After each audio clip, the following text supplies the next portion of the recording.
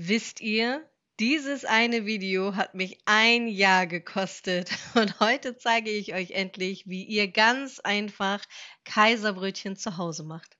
Das Ganze beginnt mit einem Vorteig. Ich vermische Mehl mit meiner selbst hergestellten Hefe, dem Hefewasser. Ihr könnt hierfür allerdings auch Wasserkefir verwenden. Wie ihr das selber herstellt, erfahrt ihr nochmal zum Schluss. Da verlinke ich euch nochmal die Playlist dazu. So, und dieser Vorteig bewirkt einfach, dass die Brötchen nicht nur fluffig, sondern auch aromatisch werden. Und wir lassen ihn jetzt 8 bis 10 Stunden bei Zimmertemperatur ruhen. Ich habe es meistens so gemacht, dass ich am Abend vorher diesen Vorteig angesetzt habe und dann morgens den Hauptteig gemacht habe. So sollte er aussehen und dann können wir weitermachen. Ich habe jetzt hier die doppelte Menge in meiner Rainbow Bowl, also in meiner Regenbogenschüssel, gebe da dann jetzt den Vorteig hinein und ich kann euch sagen, ich habe diese Brötchen gefühlt 1000-mal gebacken und ihr braucht auch mindestens 1000-mal, damit sie gelingen. Keine Sorge, ich habe noch mal Tipps und Tricks, wie sie auch sofort gelingen. Ich gebe dann jetzt noch ein bisschen Zuckerrübensirup hier hinzu und ich habe generell immer die doppelte Menge gemacht, weil ich sie in 2 Varianten gebacken habe. Noch ein bisschen Salz und ein bisschen Butter. Die Veganer unter euch können das natürlich auch mit Margarine ersetzen. So, und dann habe ich hier von meiner KitchenAid die Teigpeitsche von Rammershofen, denn damit gelingt der Teig wirklich am besten, sogar mit der doppelten Menge. Ihr könnt es vielleicht gleich noch mal eben sehen. Und zwar ist es tatsächlich so, dass meistens, wenn die Schüssel so voll ist, die Teige hochlaufen über den Knethaken. Und das passiert tatsächlich bei der Teigpeitsche überhaupt nicht. Dann habe ich jetzt hier ein wenig Milch, die ich so schlückchenweise hinzugebe. Hier in diesem Fall habe ich jetzt Hafermilch verwendet. Ihr könnt aber auch Kuhmilch nehmen. Es gelingt mit beiden.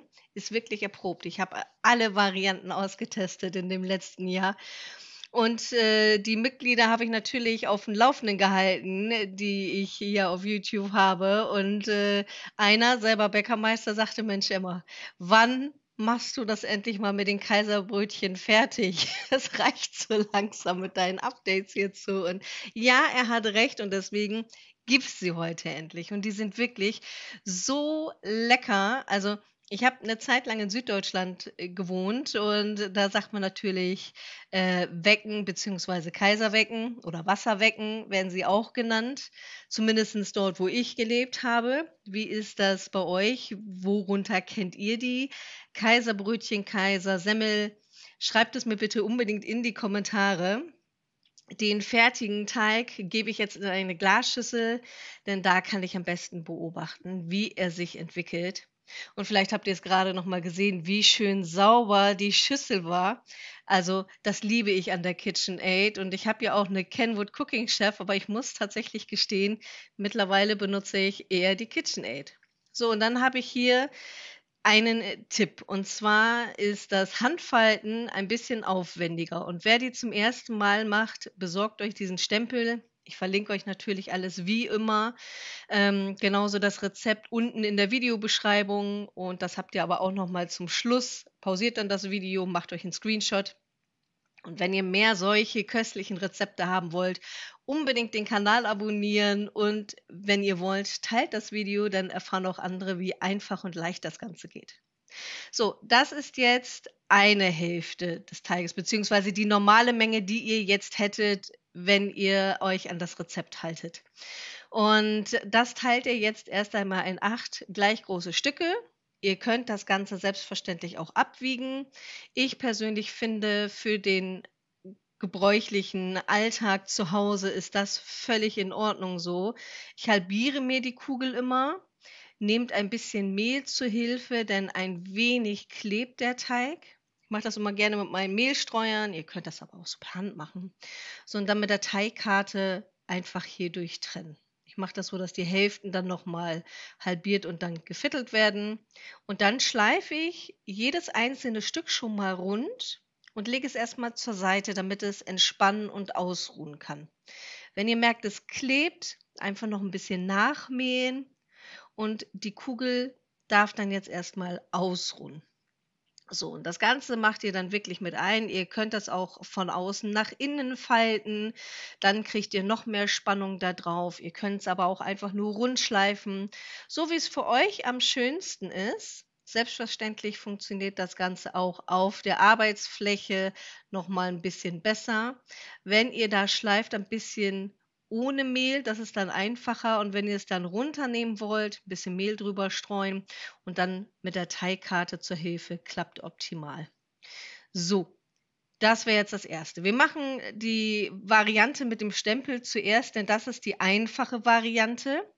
Ihr gebt die 8 Kugeln auf ein Backblech. Ich habe jetzt hier mein Mini-Backblech genommen. Ich habe ja diesen Mini-Backofen von Stillstern, den ich tatsächlich komplett für die ganze Familie benutze. Also wir haben eine große Familie und trotzdem nehme ich nur den Mini-Backofen, weil der viel bessere Backergebnisse hat als mein herkömmlicher großer Ofen bei mir in der Küche. So, und die Kugeln kommen drauf, bemehlt sie noch mal ein bisschen und drückt sie dann runter.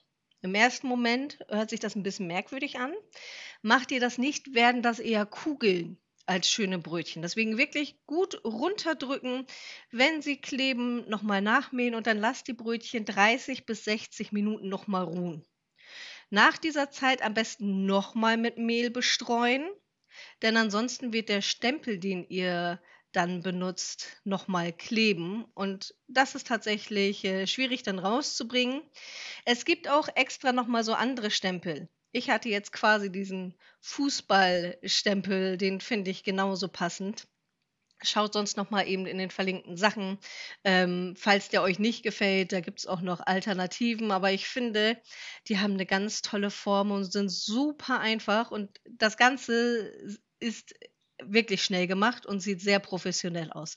Also testet das gerne mal aus und geschmacklich sind diese Brötchen so lecker und in Süddeutschland haben wir die dann immer mit einem Stück Fleischkäse gegessen. Dann gab's immer die Fleischkäswecken. Sehr, sehr lecker. Meine Kinder sind damit groß geworden. Die lieben das auch heute noch. Und jetzt mache ich mittlerweile den Fleischkäse selber. Und falls ihr da irgendwie Interesse mal dran habt oder so, sagt gerne mal Bescheid. Dann lasse ich mir dazu was einfallen. So, auch hier bei der zweiten Variante, die ich euch zeige, schleift ihr ganz normal die Brötchen. Ich habe es meistens so gemacht, weil der Teig ein bisschen klebrig war, dass ich die Unterfläche einbemehlt habe, oben drüber noch mal Mehl drauf gestreut habe und mindestens 10 Minuten geruht habe lassen, bevor ich dann weitergemacht habe. Dann habe ich hier wirklich ordentlich Mehl mal auf so eine kleine Fläche gegeben. Die braucht ihr nämlich gleich.